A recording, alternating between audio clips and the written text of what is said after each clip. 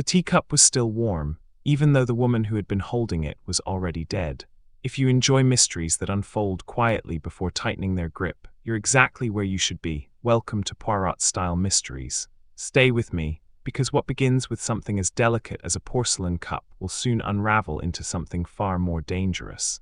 Ashbourne Hollow did not wake easily. It never had. The village preferred to stretch into its mornings gently, like an old cat settling into a windowsill, reluctant to disturb the calm that defined its very existence. Narrow lanes wound between honeystone cottages, their chimneys breathing out thin ribbons of smoke that dissolved into the pale dawn. A faint mist lingered over the hedgerows, clinging to the earth as though it had secrets of its own, and perhaps it did. The bell above the door of Marigold Tea Rooms gave a soft, hesitant chime as it opened at precisely 8 o'clock, as it had every morning for the past 23 years. Eleanor Whitcomb never allowed herself to be late. She stepped inside with practiced grace, removing her gloves finger by finger as she surveyed the room. Everything was exactly as it should be. Lace curtains drawn just enough to let in the morning light, tables aligned in perfect symmetry. The faint scent of bergamot lingering in the air from the previous day's final brew. Order mattered, especially now. She paused by the central table, the one nearest the window, and frowned. There, resting on a pristine white saucer, sat a teacup she did not recognize. It was wrong, not in any obvious way, not at first glance. The porcelain was fine, almost translucent, and decorated with an intricate crimson pattern that curled along its surface like creeping ivy. But Eleanor knew every piece in this room, every chip, every stain, every story attached to them, and this cup did not belong. Her fingers hovered just above it, not quite touching. Still warm, that was impossible. The kitchen had not yet been lit, no water boiled, no tea prepared. The warmth lingered as though it had been placed there moments ago, but Eleanor was certain, absolutely certain, she had been the first to arrive. A faint unease crept into her chest, subtle but persistent. She turned. "Thomas," she called, her voice measured but firm. No reply. The silence that followed felt heavier than it should have. The back door was ajar. That too was wrong. Eleanor approached slowly, her footsteps muted against the polished wooden floor. The corridor leading to the kitchen seemed longer than usual, the shadows gathering more thickly in its corners. "Thomas," she tried again, still nothing. She reached the kitchen threshold and stopped. For a moment, her mind refused to understand what she was seeing. Thomas Greenley lay sprawled beside the preparation table, one arm bent awkwardly beneath him, the other stretched toward the sink as though he had been reaching for something he never quite grasped. His eyes were open, unseeing. The kettle beside him had not yet boiled, but the cup in the other room had been warm. Eleanor did not scream. She stood perfectly still, her breath shallow, her gaze fixed on the man who had worked beside her for nearly a decade. A man who had never once failed to arrive before sunrise. A man who would never, under any circumstance, leave the back door open. She turned sharply and walked back into the tea room, her composure returning in careful layers. The crimson teacup waited where she had left it, untouched, watching. By 8:30, the village had begun to stir. Word traveled quickly in Ashbourne Hollow, though no one could later say exactly how it had started. Perhaps it was the baker's boy who noticed the unusual stillness at the tea rooms, or Mrs. Dalrymple, who prided herself on observing things others overlooked. Or perhaps it was something less tangible, a shift in the air that made people pause, listen, and feel that something was not quite right. By 9 o'clock, there were already whispers. By 10, there was a crowd. Inspector Alastair Crane arrived shortly thereafter, his expression set in a permanent state of mild irritation, as though the world had once again failed to meet his expectations. He stepped into the tea room, removing his gloves with deliberate precision. "Mrs. Whitcomb," he said, nodding curtly. "Inspector, you discovered the body." "I did, and no one else has entered the kitchen since." "No one." Crane's gaze drifted across the room, taking in the details with practiced efficiency. Then he saw the teacup. He paused. "What is that?" Eleanor followed his gaze, her expression tightening ever so slightly. "I was hoping," she said quietly, "you might tell me.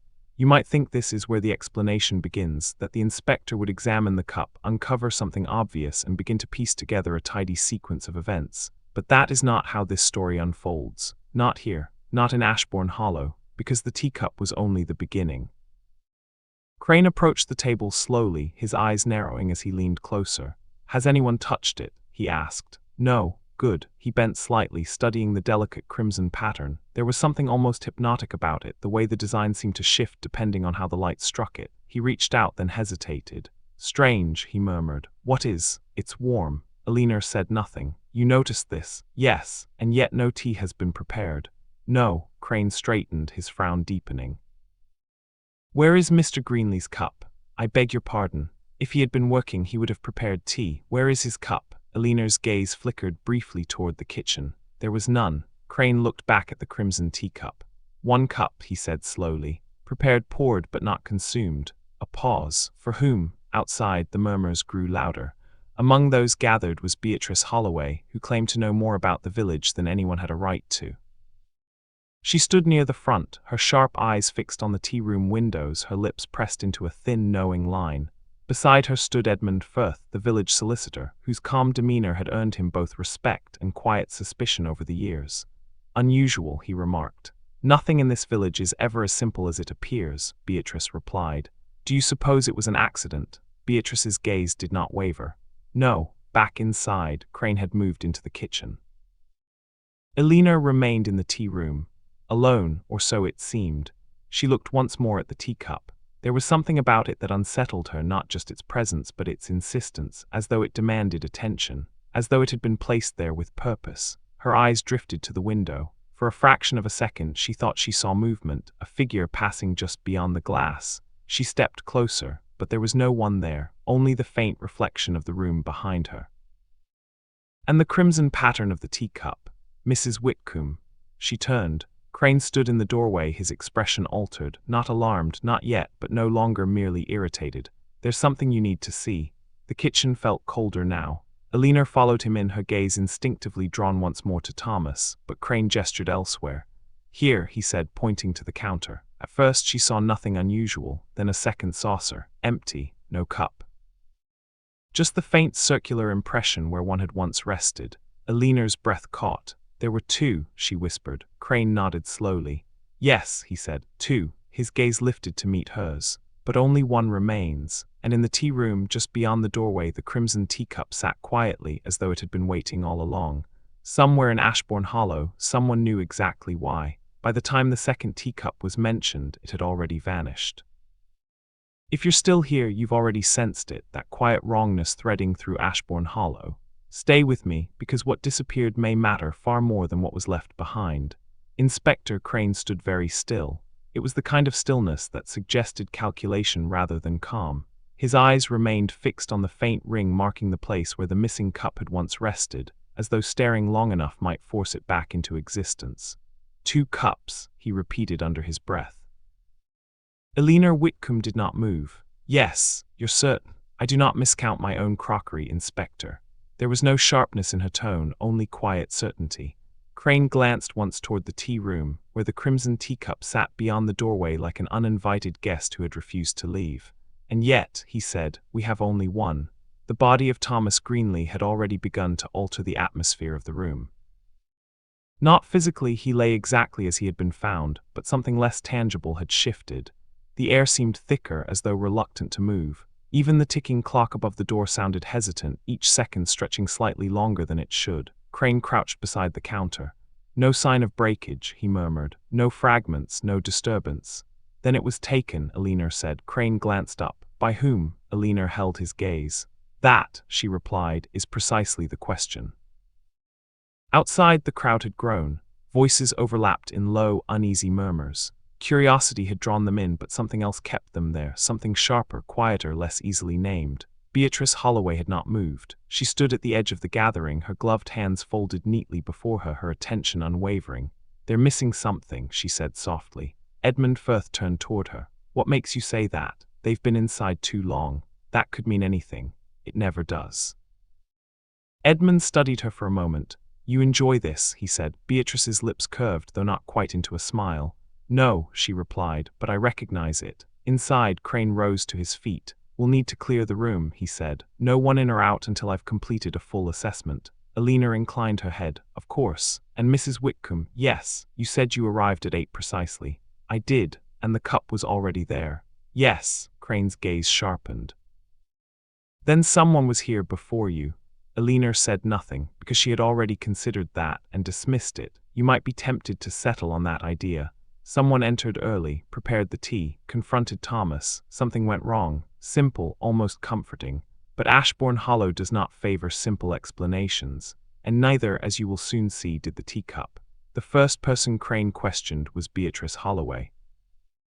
She entered the tea room with an ease that bordered on familiarity, as though stepping into a place she had long expected to visit under precisely these circumstances.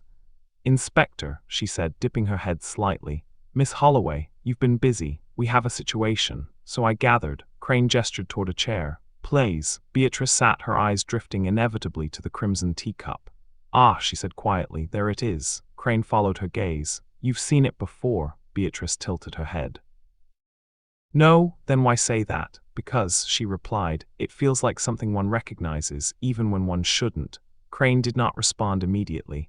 "Miss Holloway," he said at last, "were you anywhere near the tea rooms this morning before 8? "No." "Do you know anyone who might have been?" "In this village," she said lightly. "Everyone knows everyone's habits." "That wasn't the question." Beatrice's gaze shifted back to him. "Then perhaps you should ask a better one." Corner of the room, the teacup sat untouched, but something about it had changed, or perhaps it was only the light. The crimson pattern seemed deeper now, the color richer, almost wet, as though it had been freshly painted. Crane continued his questioning. Edmund Firth was next. The solicitor carried himself with the composed assurance of a man accustomed to control. His answers were measured, precise, and entirely unhelpful. "I was at home," he said. "Alone?" "Yes." "No one can confirm that."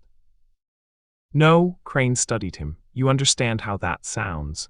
"I understand how it sounds," Edmund replied, "but I also understand that truth does not alter itself for convenience." A pause. "You're familiar with Mr. Greenley, as one is familiar with anyone in a village of this size. Did he have enemies?" Edmund considered this. "Not in the obvious sense." "And in the less obvious sense?" Edmund's gaze drifted briefly toward the teacup. "In Ashbourne Hollow," he said slowly, "people tend to keep certain things to themselves." That was the third time someone had said something like that, not directly, but enough. Secrets, hidden things, things that did not belong. "Inspector." Crane turned. Elena stood near the doorway, her expression composed but faintly altered. "Yes, there's something else." "What is it?" She hesitated, only slightly. "Then the cup has moved." Crane looked immediately. The table was the same, the chair untouched. The saucer precisely where it had been, but the cup, the handle, now faced the opposite direction. "That's not possible," he said. "I have not touched it, nor has anyone else. I am aware." Crane stepped closer, his eyes narrowing. "Perhaps you misremembered." Elena met his gaze. "I do not misremember. You might think this is where the explanation appears. A simple one. Someone moved it while no one was looking. An unnoticed moment, a trick of perception. But if that were true, then why did the tea inside remain perfectly still?" Crane leaned closer. The surface of the tea was smooth, unbroken, not a ripple, not a tremor. If the cup had been moved, even slightly, it should have shown. "Strange," he murmured again, and this time there was no irritation in his voice, only something quieter, something closer to doubt. Outside, the mist had begun to lift. Sunlight crept across the village, illuminating windows, hedgerows, faces, and yet the unease remained. Because something had already happened, something no one could quite explain, and something someone had already taken part in it. Back in the tea room, Beatrice Holloway rose slowly from her chair. "You're looking at it the wrong way," she said. Crane turned. "How so?" "You keep asking who placed the cup. And you have a better question." Beatrice's eyes settled on the crimson pattern. "Yes." She paused, then very softly, "Why was it left behind?" The room fell silent. Even the clock seemed to hesitate. Crane did not answer. Because for the first time since entering the tea room, he realized he did not know where to begin. And in that quiet, uncertain moment, the tea inside the crimson cup trembled, just once, as though something had disturbed it from within. No one in Ashbourne Hollow remembered inviting a guest that morning, and yet, something had clearly been served. If you've made it this far, you've already noticed how quietly this mystery tightens its grip. Stay with me, because what people don't remember may matter far more than what they do. The tremor in the teacup did not repeat. It had been subtle, so slight that, had anyone blinked, they might have missed it entirely. But 3 people had seen it. Inspector Crane, Elena Whitcomb, and Beatrice Holloway. None of them spoke, because to acknowledge it aloud would be to accept something none of them were ready to name. Crane straightened slowly. Draft, he said. There was no draft. The windows were closed. Or remained shut. The air, if anything, felt too still. Alina did not challenge him. Beatrice did not smile, but something had shifted. We will proceed, Crane continued, his tone firmer now, as though volume alone could restore order. Methodically, he turned toward Alina. I want a full inventory of your tea service. Every cup, every saucer, every piece. You believe one is missing, she said. I believe one was here, Crane corrected, and is no longer. Alina inclined her head. I will confirm. The inventory did not take long. Alina knew her collection intimately, each piece catalogued not on paper but in memory. When she returned, her face was composed. Nothing is missing, she said. Crane frowned. That's not possible. It is accurate. You are certain? Yes. Crane's gaze shifted, almost involuntarily, toward the crimson teacup. Then that one does not belong, Alina finished quietly. That left them with a problem. Not the kind that could be solved with measurement or logic. A different kind, a quieter one. Outside, the crowd had begun to thin, but not entirely. Some had drifted away, pulled back toward routine, toward normalcy, toward the illusion that whatever had happened inside the tea rooms would not reach them. Others remained, including Edmund Firth, including Beatrice Holloway, and now including someone new. He arrived without announcement. No carriage, no sound of approach. One moment, the edge of the lane was empty. The next, he was simply there.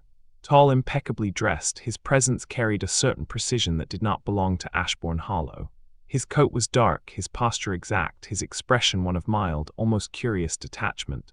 He paused before the tea room, his gaze resting briefly on the window, on the table, on the teacup. And then, as though confirming something only he understood, he stepped inside. Crane turned at once. And you are, the man removed his gloves slowly. A traveler, he said. That is not a name. No, the man agreed, but it will suffice for the moment. Crane did not appreciate ambiguity. This is a restricted scene. I am aware. Then you will leave. The man's gaze moved not to Crane but to the teacup. I think not. You might expect tension here. Raised voices, authority asserted. But that is not what happened, because something in the man's demeanor made confrontation feel misplaced, as though it would achieve nothing. And why, Crane said carefully, do you believe you should remain? The man finally looked at him. Because, he said, you are asking the wrong questions. Beatrice Holloway let out the faintest breath of something that might have been recognition. Crane's jaw tightened. And what questions would you suggest? The man stepped closer to the table. He did not touch the cup, but he studied it with a level of attention that bordered on familiarity. You are asking who placed the cup, he said. Yes. You are asking who removed the other. Yes. You are asking who killed the man in your kitchen. Crane's voice hardened. Yes. The man nodded once, all reasonable questions. A pause. None of them will help you. Alina watched him carefully now. You speak, she said, as though you already understand what has happened. The man's gaze shifted to her. I understand something, he replied, which is, that the cup was not meant to be drunk. Silence. Crane exhaled slowly. And yet it was poured. Yes. And served. Yes. Then it had a purpose. Of course it did. Which was, the man's eyes returned to the crimson pattern. To be present. That was not an answer, or rather it was not a satisfying one. You will need to be more precise, Crane said. The man inclined his head slightly. Very well, he gestured just faintly toward the kitchen. There were 2 cups. Yes, one was taken. Yes, one remains. Yes, the man's voice lowered just slightly. Then the one that remains was never intended for the victim.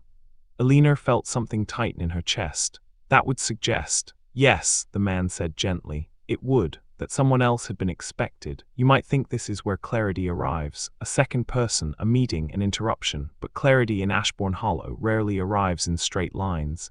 Inspector, the man continued, may I ask, has anyone attempted to drink from the cup? Crane blinked. Of course not. Why not? Because it is evidence. Or, the man said, because something about it suggests it should not be touched. No one answered, because that was exactly it. The man stepped back slightly. You are not dealing with a random act, he said, nor with a simple disagreement. What then? Crane asked. The man considered the question. Then you are dealing with something that was arranged. Beatrice spoke for the first time since his arrival. Arranged by whom? The man's gaze flickered toward her. That, he said, is the only question that matters. And then he did something unexpected. He reached out. Crane reacted instantly. Don't, but it was too late. The man lifted the teacup. The room seemed to hold its breath. The liquid inside did not spill, did not ripple, did not move. He raised it slightly, studying it against the light. The crimson pattern seemed darker now, deeper, almost alive. "You see," he said quietly. "No," Crane snapped, "I do not." The man lowered the cup, but did not return it to the table. Instead, he turned it slightly.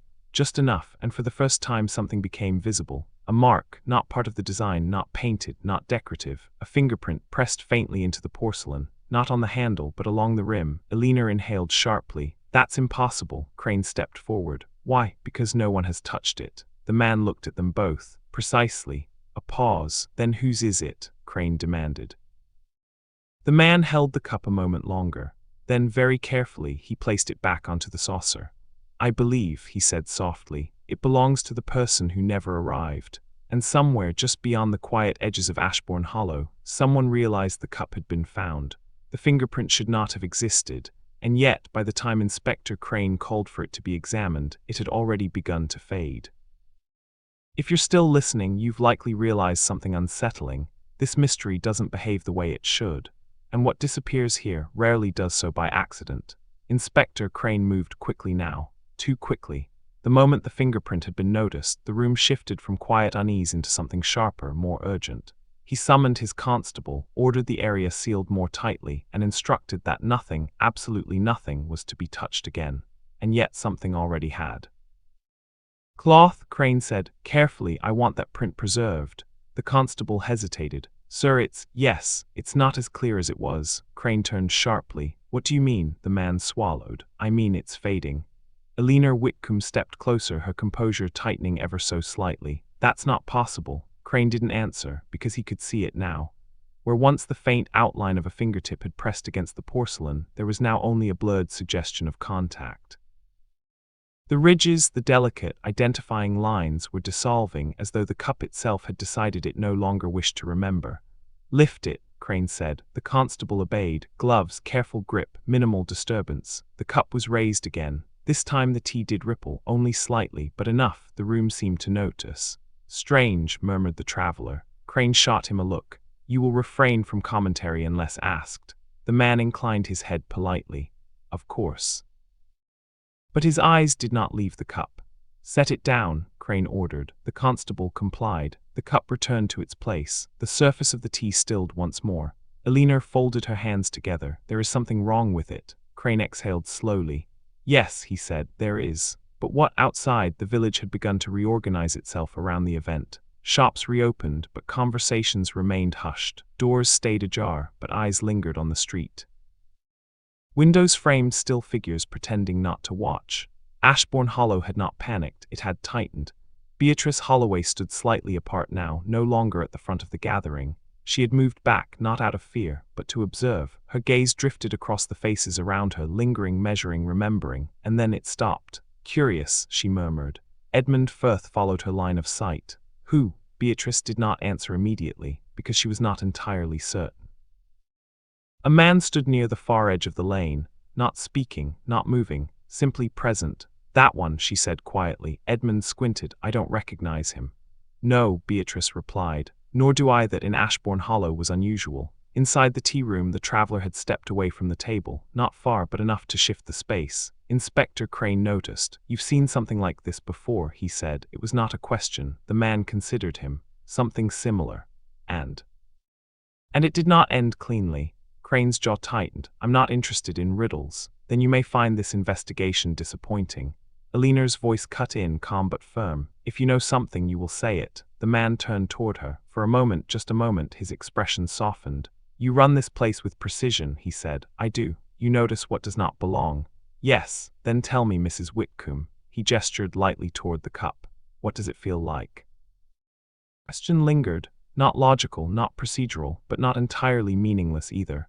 Elena hesitated. "Then it feels deliberate." Crane frowned. "Everything here is deliberate."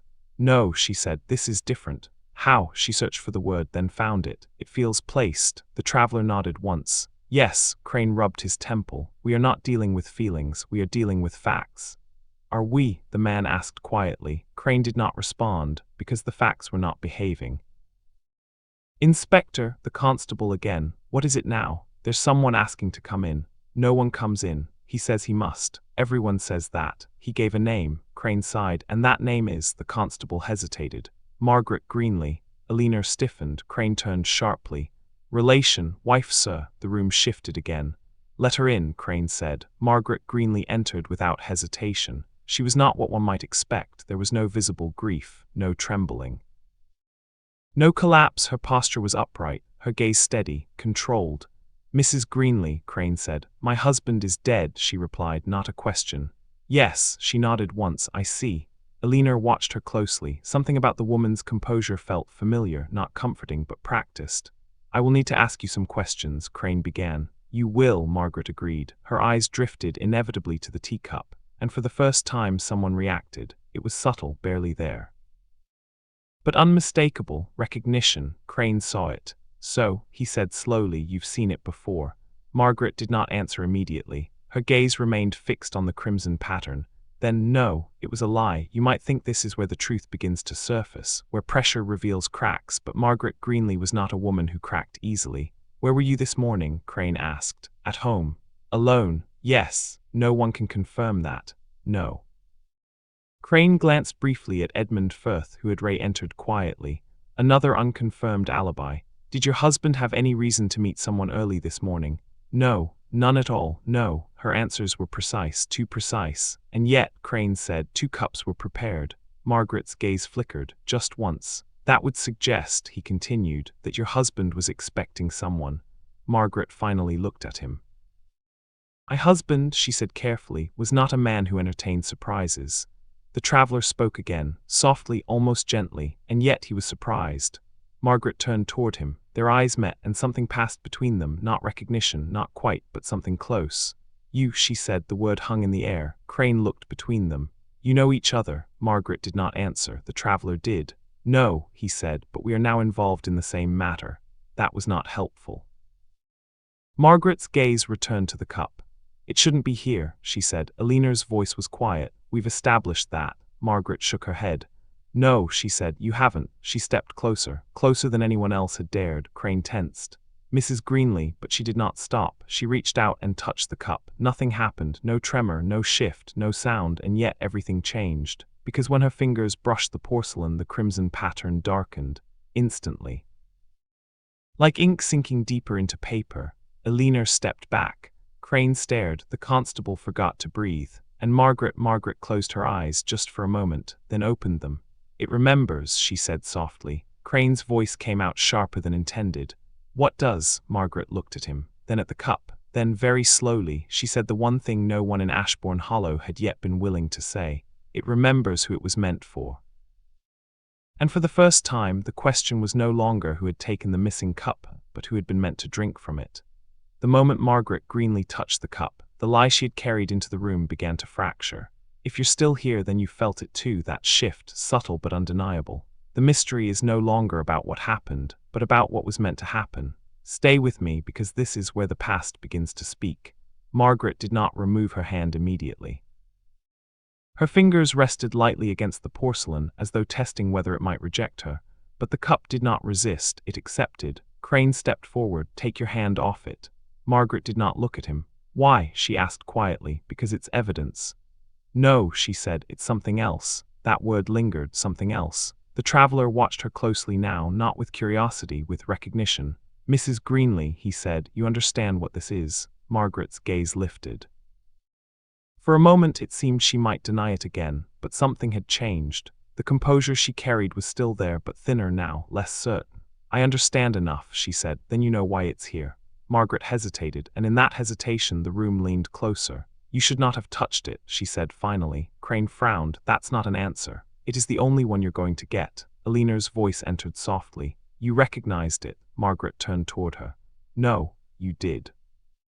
I said no, but this time the denial lacked weight. You might think this is where someone presses harder, where voices rise, where truth is forced into the open. But Ashbourne Hollow does not yield its secrets to pressure, only to patience. The traveler stepped closer.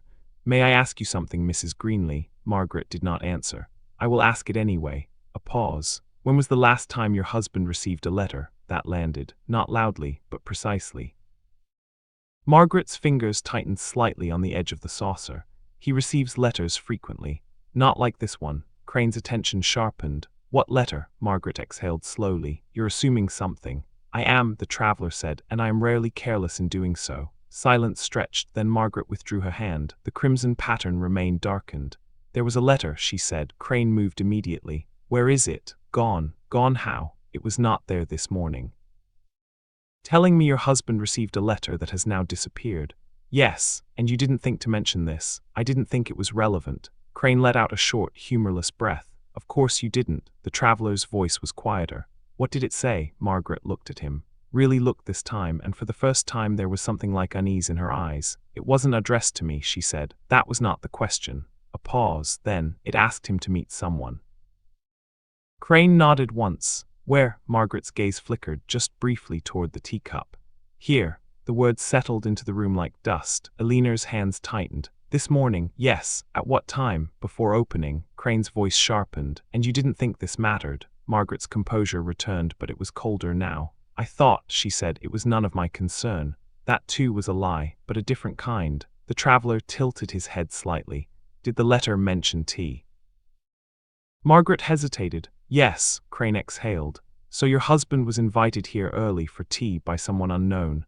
Yes, he came. Yes, he prepared 2 cups.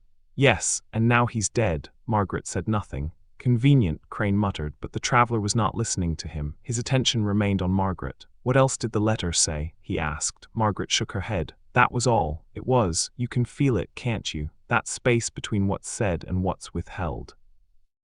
That is where the truth is hiding. Mrs. Greenley, Eleanor said gently, this is not a moment for discretion. Margaret turned toward her. You think I don't understand that? I think you understand more than you're telling us. A long pause, then Margaret spoke again. It said, she began slowly, that it was time. Crane frowned. Time for what? Margaret's gaze drifted, not to the inspector, not to Eleanor, but to the cup. To settle something. The traveler's expression did not change. But something in his eyes did. Yes, he said quietly. That would make sense. Crane looked between them. Would someone care to explain? But no one did, because now the room was no longer focused on the murder. It was focused on the meeting, and what it had been meant to resolve. Outside, the unidentified man at the edge of the lane was gone. No one had seen him leave. No one had noticed when he disappeared. But Beatrice Holloway did notice something else. The postbox. It stood just beyond the corner, painted a deep, weathered red.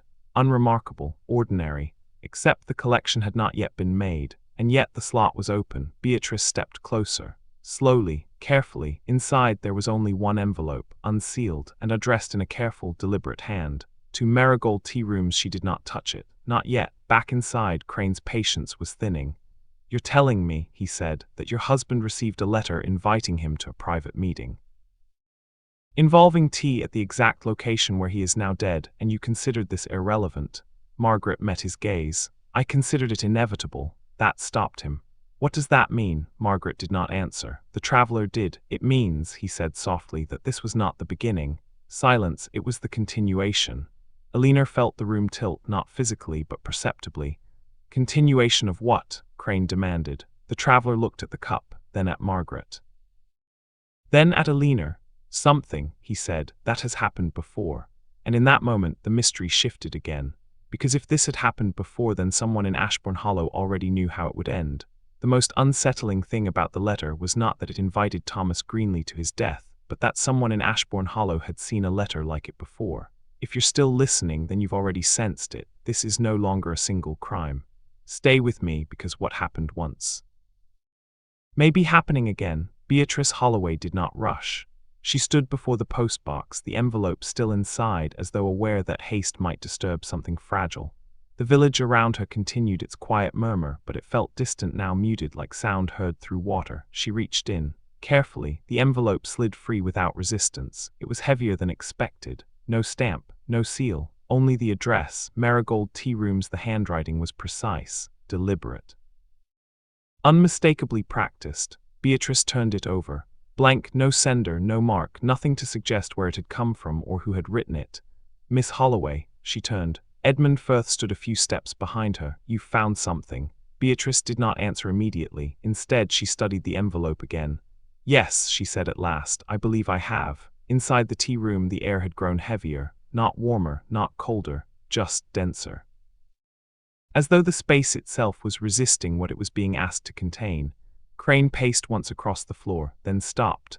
"I want timelines," he said, "clear ones." Alina stood near the counter, her posture still composed, though something in her expression had shifted subtly but undeniably. "You already have one," she said. "Then I want another." "There isn't one. There is always another." The traveler remained near the window, watching, not the people, the reflections. "Inspector," he said quietly, "you are still assuming that events follow sequence." Crane turned. "They do. Not always. That again, not helpful, and yet not dismissible either." "Then enlighten me," Crane said. The man inclined his head slightly. "Consider this," he said. "A letter arrives, a meeting is arranged, 2 cups are prepared. Yes, one is taken, one remains. Yes, the host is dead. Yes." A pause. "And yet," the man continued, "the invitation is still unanswered." Crane frowned. "What does that mean?" The traveler looked toward the door. "It means," he said, "the guest has not yet arrived." Silence. Alina felt it before she understood it, that subtle shift, that quiet, creeping realization. "That's not possible," she said. "Isn't it?" Crane shook his head. "No, no, we are not entertaining that." But something in the room already had. At that exact moment the door opened. Every head turned. Beatrice Holloway stepped inside. She did not speak immediately. She did not look at the body. She did not look at Crane. She looked at the teacup, then at the traveler, and finally she held up the envelope. "This," she said, "was still in the postbox." Crane moved at once. "Give it to me." She did not. Instead, she glanced at Alina, then at Margaret, then back at the cup. "It's addressed to this place," she said. "We can see that. It hasn't been opened." "Then we'll open it now." Beatrice tilted her head slightly. "You're certain that's wise?" Crane's patience snapped. "Miss Holloway, I am not in the habit of asking twice." A pause, then she handed it over. The envelope passed from her hand to his, and for a moment everything felt balanced. Then Crane broke the seal. The sound was louder than it should have been. Inside a single sheet, folded once, he opened it, read, and did not speak. "Inspector," Alina said. Crane did not look up. "Inspector," she repeated. Slowly he lifted his gaze. The first time since this began there was something unmistakable in his expression. Not confusion, not irritation, recognition. "Well?" Beatrice asked. Crane hesitated, then he read aloud. "You were late the first time." The room stilled. "Do not be late again." Alina's breath caught. 2 cups, as before. Margaret closed her eyes. "We will finish what was started."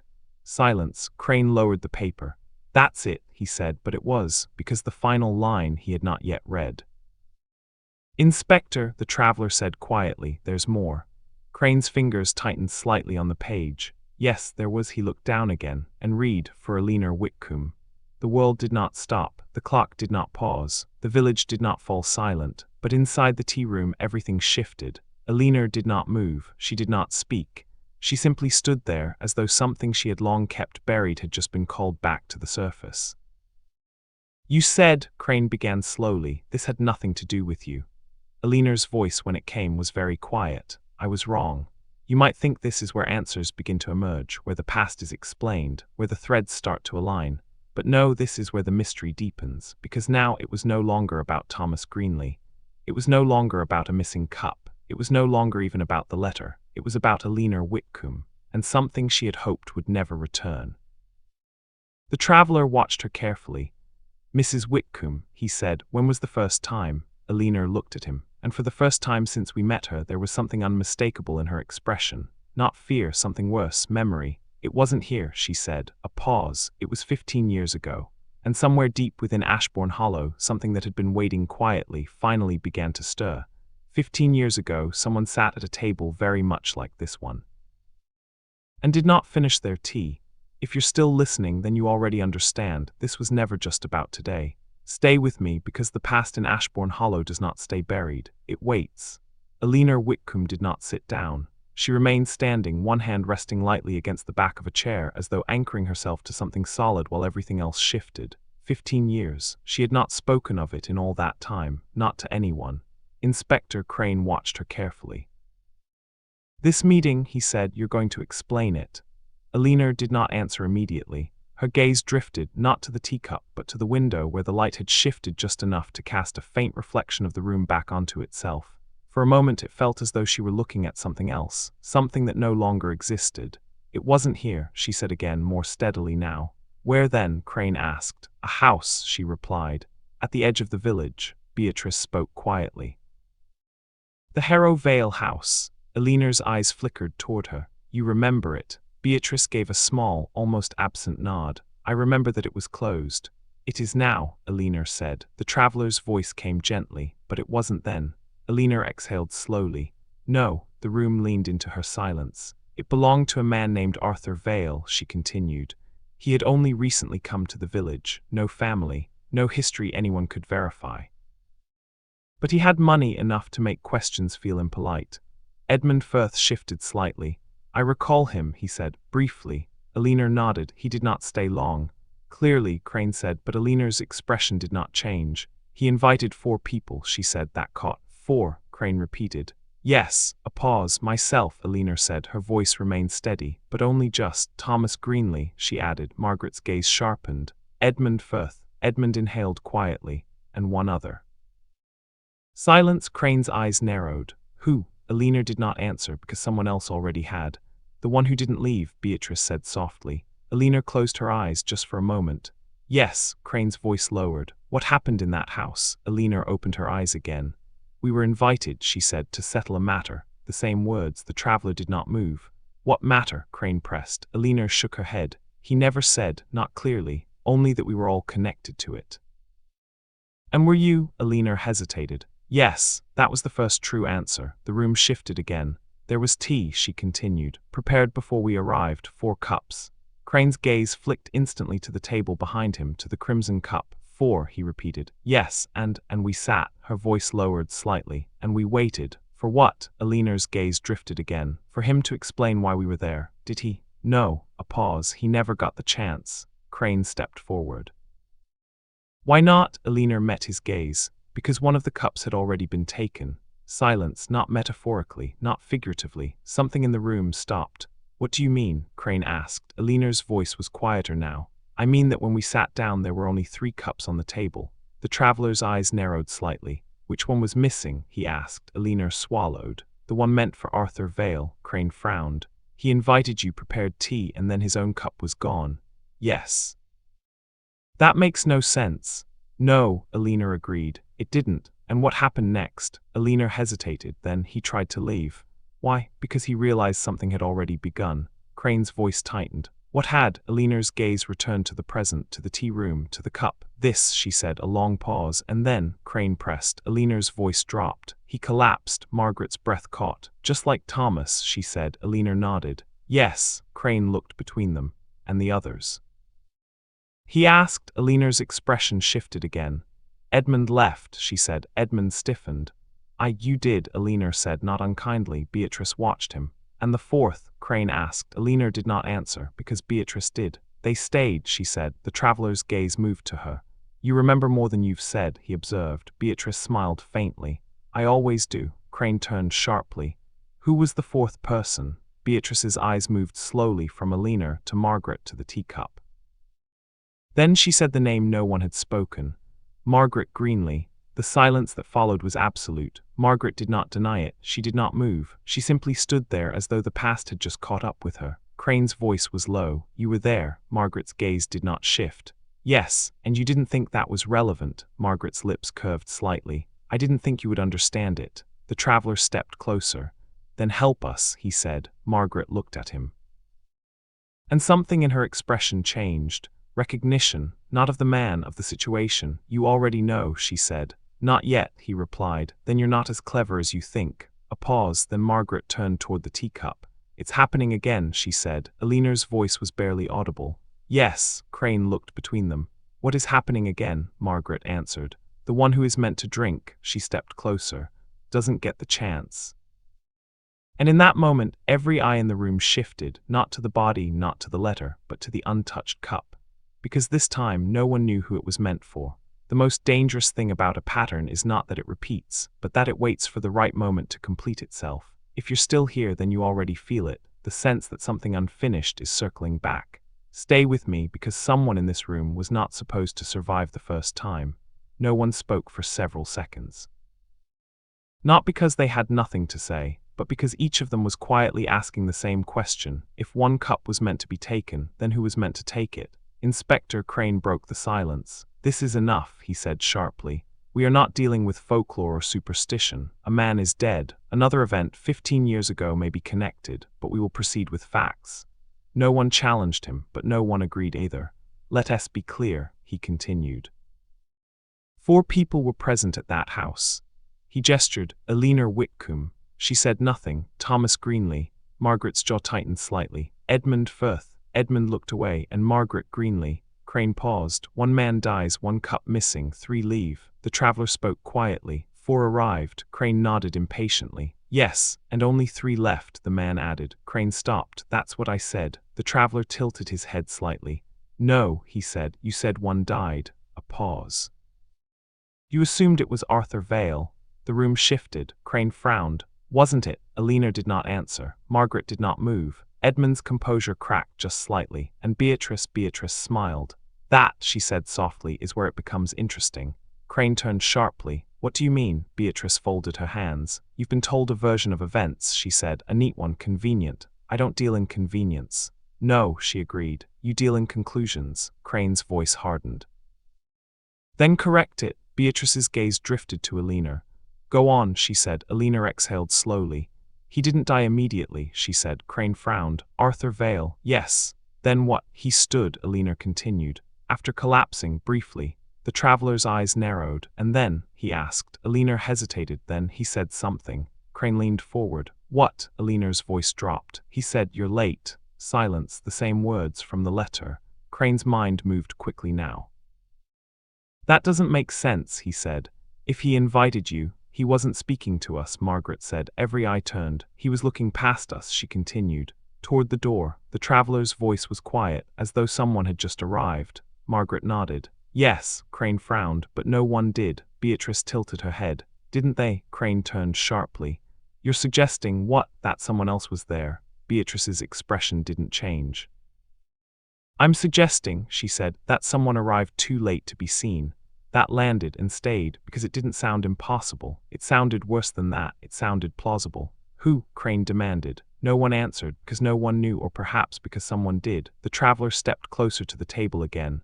To understand this, he said, we must remove one assumption. Crane crossed his arms. Which is, that the same person was late both times. Eleanor looked at him. That would mean, yes, he said softly. It changes. Crane exhaled sharply. No, that's absurd. A meeting is arranged. Someone arrives late, that's all. The traveler shook his head slightly. No, he said, that is not all. He gestured toward the cup. The cup remains. A pause. The guest changes. Silence. You might feel it now. That shift. That quiet, creeping realization. This isn't about one person. It's about a role. And someone is meant to fill it. Crane turned to Margaret. You said your husband received the letter. Yes. You said it asked him to meet here. Yes, and that he came. Yes, and yet, Crane gestured toward the cup. That one was not for him. Margaret's gaze didn't move. No, Crane's voice sharpened. Then who was it for? Margaret hesitated. For the first time truly hesitated. I don't know, she said. It sounded like the truth, but not the whole truth. Eleanor stepped forward. It wasn't random, she said. Crane looked at her. It never is, she added. Beatrice nodded slightly. There's a pattern, she said. Crane exhaled. Then explain it. Beatrice smiled faintly. Not yet. Crane's patience snapped. You will stop doing that. Doing what? Speaking in fragments. Beatrice's eyes flickered. If I gave you the whole picture, she said, you wouldn't believe it. Try me. A pause, then Beatrice stepped closer to the table, to the cup. You're all asking who the cup was meant for, she said. Yes. You're all assuming it's someone present. Crane frowned. And it is. Beatrice looked at the cup. Then very slowly she said, it's for the one who wasn't supposed to survive the first time. The words didn't echo, they didn't need to, because they landed exactly where they needed to. Crane turned immediately. Arthur Vale is dead. Beatrice didn't look at him. Is he? Silence. Eleanor's breath slowed. Margaret's gaze sharpened. Edmund took a step back. The traveler did not move. 15 years, Beatrice continued. No body ever formally identified, no proper record, just assumption. Crane's voice lowered. You're suggesting he lived. I'm suggesting, she said, we never proved he didn't. A long pause. And now, she added, a letter arrives, same structure, same ritual. Crane looked at the cup, then at Eleanor, then at Margaret. And you think, he said slowly, he's come back. Beatrice finally looked at him. No, she said, a pause. I think he never left. The room felt smaller now, tighter, because if that were true, then this wasn't a return, it was a continuation. And someone very close had been waiting 15 years to finish it. The most dangerous moment in a mystery is not when the truth is revealed, but when it begins to recognize the person it belongs to. If you're still here, then you've already felt it, that quiet shift, that sense that something is closing in. Stay with me, because the cup is no longer waiting. No one spoke after Beatrice's words, not immediately, because what she had suggested did not simply add a new possibility, it removed a certainty. Arthur Vale might not be dead, and if he was, then someone in this room had lied, not once but for 15 years. Inspector Crane moved first, deliberately, slowly, the kind of movement that suggested he was no longer trying to understand the situation but to control it. No one leaves, he said. The words settled into the room like a lock clicking into place. Until I know exactly what happened in that house, he continued, and exactly what is happening now. No one objected, because no one intended to leave.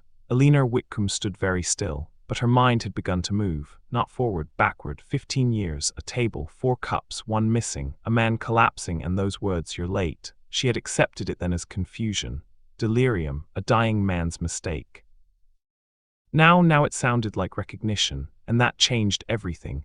"Inspector," she said quietly. Crane turned. "You asked what happened after he collapsed." "Yes." Eleanor's gaze lowered slightly. "There was a sound." "What kind of sound?" "A knock." Silence. Crane frowned. "On the door?" "Yes." "And you opened it?" "No." "Why not?" Eleanor hesitated. "Then, because no one moved." That was not an answer, not a full one. "Why?" Crane pressed. Eleanor's voice lowered. "Because we all knew." A pause. "Too late." The words hung in the air. The traveler's eyes narrowed slightly.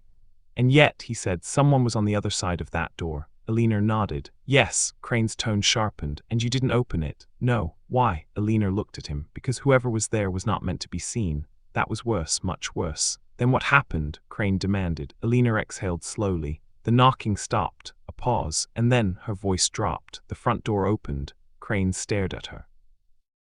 "That's not possible." "It happened. From the inside." "Yes, and no one touched it." "No." Silence. "You might think this is where the story breaks, where logic collapses, where belief falters, but not here, because something in the room already understood." Margaret spoke next. "He came in." Every head turned. Crane's voice was low. "Who?" Margaret's gaze was fixed, not on Eleanor, not on the inspector, but on the cup. "The one who was late." The words settled. Crane shook his head. "No." "No, that's not." "He stood in the doorway," Margaret continued. "Just inside." Her voice had changed, not louder, clearer, like something she had rehearsed long ago. "He didn't look at Arthur," she said. "Who did he look at?" the traveler asked. Margaret hesitated, then at the table. Eleanor's breath caught. "At the cups," Margaret added. Crane stepped forward. "You're telling me someone entered that room after the man collapsed and none of you identified him?" Margaret's lips parted slightly.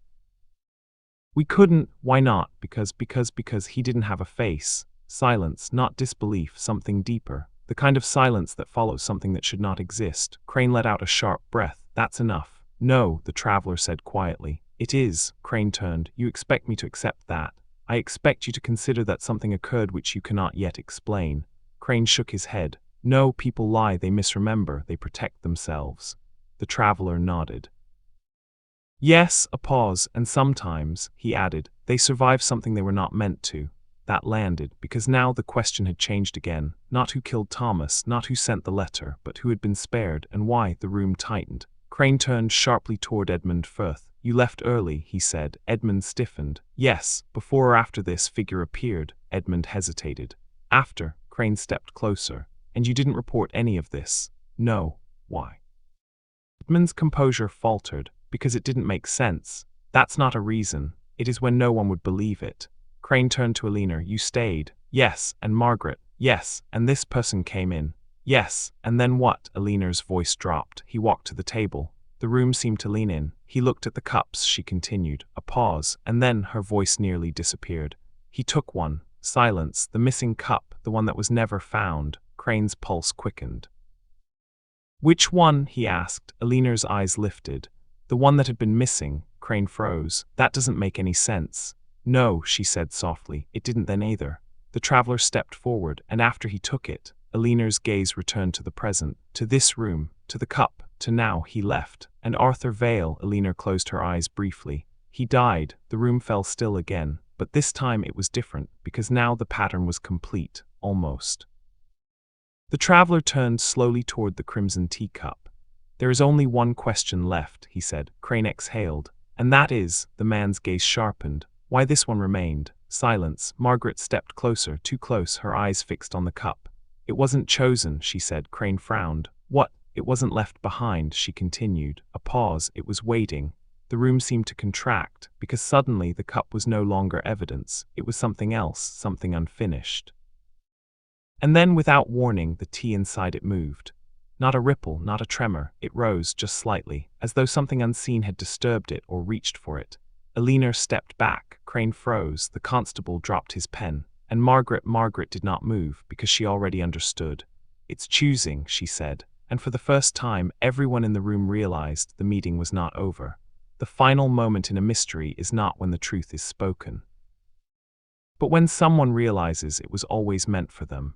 If you've stayed this far, then you already feel it, the quiet inevitability, the sense that everything has been leading here. Stay with me, because this is where Ashbourne Hollow finally reveals what it has been hiding. No one moved, not after the tea rose, not after Margaret spoke, because something in the room had shifted beyond explanation. Inspector Crane felt it, but resisted it.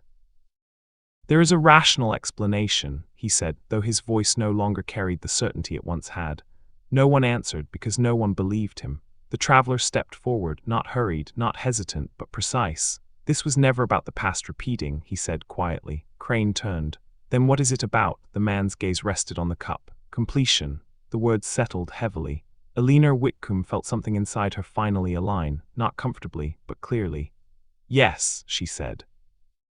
Crane looked at her. You understand. Elena nodded slowly. It wasn't random, she said. Not then, not now. Margaret's voice came softer than before. It couldn't finish. Crane exhaled sharply.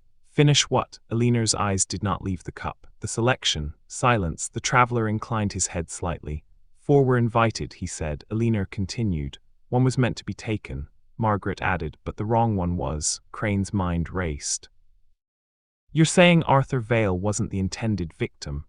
No, Elena said. Then who was? No one answered, because now they all understood the truth, or rather they were beginning to. Beatrice Holloway stepped forward, her expression calm in a way that no longer felt distant but deliberate. You've been asking the wrong question, she said. Crane turned. And the right one is. Beatrice's gaze moved slowly across the room. Not who was invited, she said. A pause, but who was late.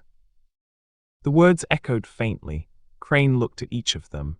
Elena, Margaret, Edmund, the traveler. Which one of you, he said slowly, didn't arrive on time? No one answered, because none of them had ever admitted it, not even to themselves, until now. Edmund Firth took a step back.